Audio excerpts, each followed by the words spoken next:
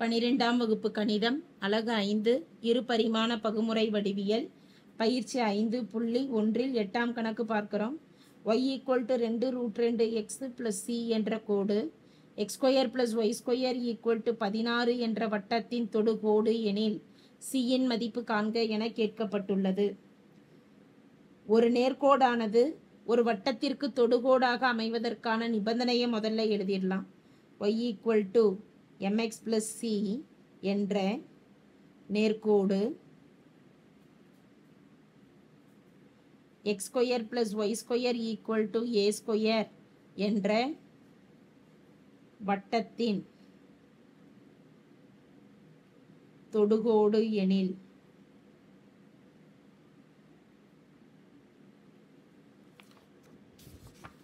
அதற்கான நிபந்தனை c² = a² பெருக்கல் 1 + m².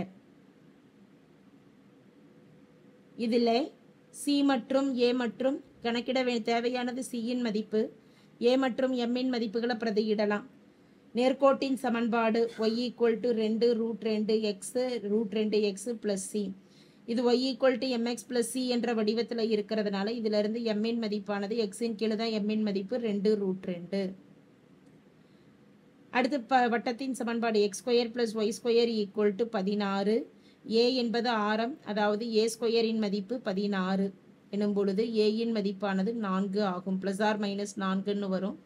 ஆரமானது எதிர்குறியில் அமையாது, எனவே a = 4ன்னு எழுதியிருக்கிறோம். c இன் மதிப்பு தான் தேவையானது. அப்போ c² = a², a 4² பெருக்கல் 1 + m², m இன் மதிப்பு 2√2² கொடுக்குறோம். 4 வர்க்கப்படுத்துகிறப்ப 16, 1 + 2² 4, √2 பெருக்கிறப்ப மதிப்பு 2, 4 பெருக்கல் 2 எனும் பொழுது 8, 16 பெருக்கல் 1 + 8 மதிப்பு 9, 16 பெருக்கல் 9 மதிப்பானது 144. c² என்பது 144. c இன் மதிப்பு வேணும் அப்படின்னா இதற்கு வர்க்கமூலம் எடுக்கலாம். இருபுறமும் வர்க்கமூலம் எடுக்கிறப்ப c = ± 12 என்பது தேவையான மதிப்பாகும். தேங்க்யூ.